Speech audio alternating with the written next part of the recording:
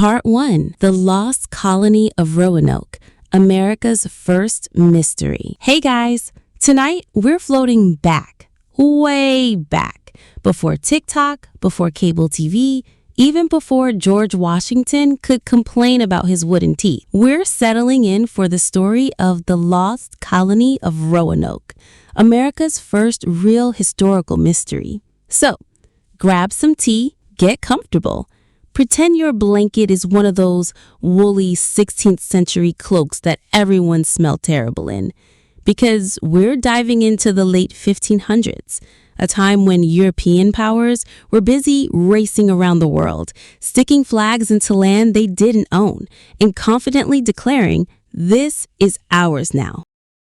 And of course, because humans are brilliant planners, half of those colonies failed miserably. Hunger, disease, and poor decision-making, the holy trinity of early colonialism. But among all the failed projects, Roanoke stands out.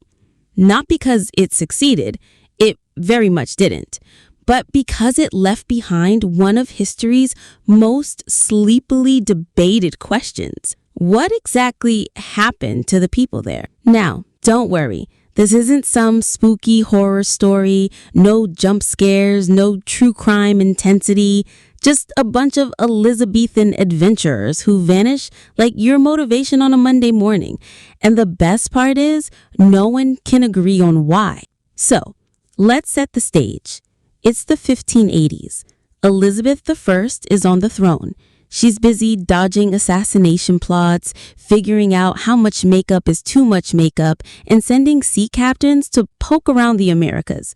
Because if Spain was getting gold from the New World, England figured it deserved at least a consolation prize. Enter one Sir Walter Raleigh, a court favorite, a slick-talking adventurer, and possibly the type of guy who would definitely forget to Venmo you back. Raleigh pitched the Queen on a bold plan: colonize part of North America, build a settlement, harass some Spanish ships, profit. Elizabeth, always down for something that annoyed Spain, gave him the go-ahead. She didn't give him much money, of course, because that would have been too easy. Instead, Raleigh had to scrape together funding from investors, which is basically the Elizabethan version of Kickstarter. And so, in 1585, the first group of colonists set off for the mysterious land of Virginia, which, to be clear, wasn't actually just the state we know today. Back then, Virginia was their word for pretty much everything on the eastern seaboard. Like, oh, this coast? Yeah, it's all Virginia. Don't ask questions. Now, the first colony attempt didn't go great. The colonists landed on Roanoke Island, off the coast of what's now North Carolina. It was hot, it was swampy, it had mosquitoes the size of small horses, and most importantly, it wasn't the best place to set up shop. They struggled with supplies, they didn't know the land, they relied heavily on the local tribes, especially the Algonquin-speaking people nearby, for food. And let's just say, cultural exchange was not smooth. Imagine showing up at someone's house uninvited, moving in, eating all their food, and then getting mad when they don't like you. That was basically the relationship.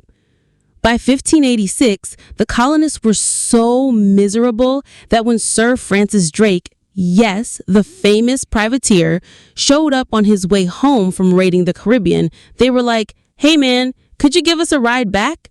And Drake, probably rolling his eyes, loaded them onto his ships and ferried them back to England. So, round one, total failure. But Raleigh wasn't done. He convinced another batch of settlers to give it a try in 1587. And this time, it wasn't just a bunch of soldiers and adventurers. No, this was meant to be a real colony. Families came along, women, children, the whole "we're here to stay" package. The leader this time was John White.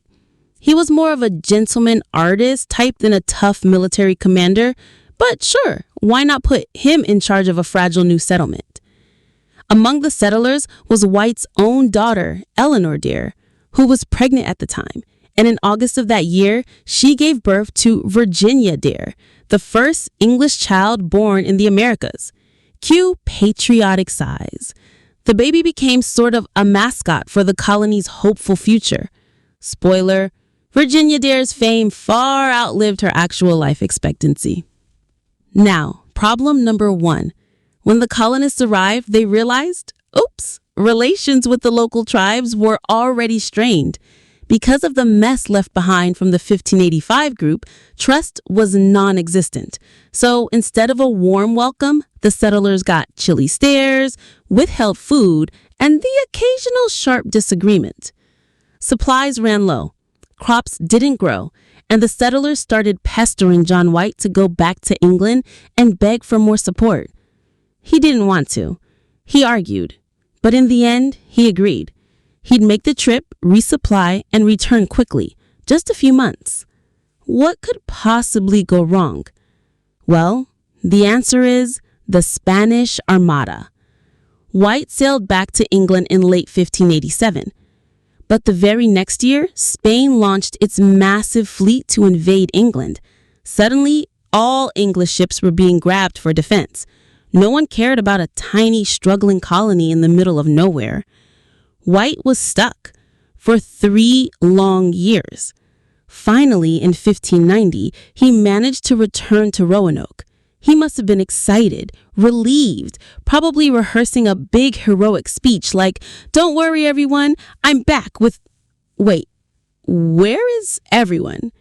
Because the colony was empty, completely deserted. No people, no bodies, just silence. Here's the eerie part. Though, keep in mind, we're staying calm and cozy here, not spooky. On a post, carved into the wood, was a single word, Croatan. And nearby, on a tree, just 3 letters, C-R-O. That was it. No diary entries, no detailed goodbye note, just some half-finished graffiti. Now, Croatan was the name of a nearby island, as well as the tribe that lived there, so naturally White assumed the colonists had moved there. He wanted to check it out immediately, but because the universe loves bad timing, a storm blew up, damaged the ships, and his crew basically mutinied. They refused to go searching further. And so, John White returned to England, without his family, without the colonists, and without answers. And that's how the lost colony earned its name. We'll float deeper into the theories next, because historians have come up with everything from assimilation with tribes to starvation to a slightly wilder suggestions. But for now, let's just sit with the image of John White standing on a quiet, empty island, staring at that carved word and realizing the colony was gone.